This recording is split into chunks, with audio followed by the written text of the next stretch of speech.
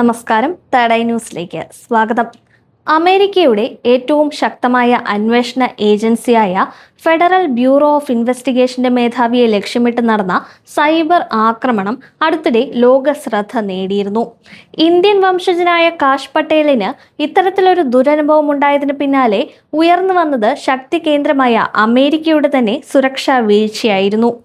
പട്ടേലിന്റെ സ്വകാര്യ email account hack ചെയ്തതായി റിപ്പോർട്ടുകൾ പുറത്തു വന്നതോടെ അമേരിക്കൻ ഭരണകൂടം തന്നെ വലിയ സമ്മർദ്ദത്തിലായി. പിന്നാലെ നടത്തിയ അന്വേഷണങ്ങൾ ചെന്നെത്തിയത് ഹന്താല ഹാക്ക് ടീം എന്ന ഇറാനുമായി ബന്ധമുള്ള ഒരു ഗ്രൂപ്പിലായിരുന്നു.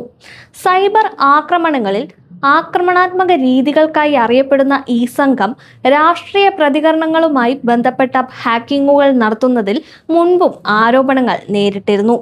സർക്കാരുകളെയും സുരക്ഷാ ഏജൻസികളെയും ലക്ഷ്യമിടുന്നതാണ് ഇവരുടെ പ്രധാന തന്ത്രം. കഴിഞ്ഞ ദിവസങ്ങളിൽ ഇവരുടെ ചില വെബ്സൈറ്റുകൾ അമേരിക്കൻ ഏജൻസികൾ ഇല്ലാതാക്കിയിരുന്നു. ഈ പശ്ചാത്തലത്തിലാണ് $10 മില്യൺ പ്രതിഫലം പ്രഖ്യാപിച്ച് ഗ്രൂപ്പ് അംഗങ്ങളെ പിടികൂടാൻ ശ്രമം ശക്തമാക്കിയത്. ഇതിന് മറുപടിയായാണ് ഈ ഹാക്കിംഗ് നടത്തിയതെന്നും ഇപ്പോൾ സൂചനകൾ പുറത്തു വരുന്നുണ്ട്. പട്ടേലിന്റെ വ്യക്തിഗത ചിത്രങ്ങളും ബയോഡേറ്റയും അടങ്ങിയ രേഖകൾ ഇതിനോടകം തന്നെ അവർ ഇന്റർനെറ്റിൽ പ്രചരിപ്പിച്ചു തുടങ്ങി.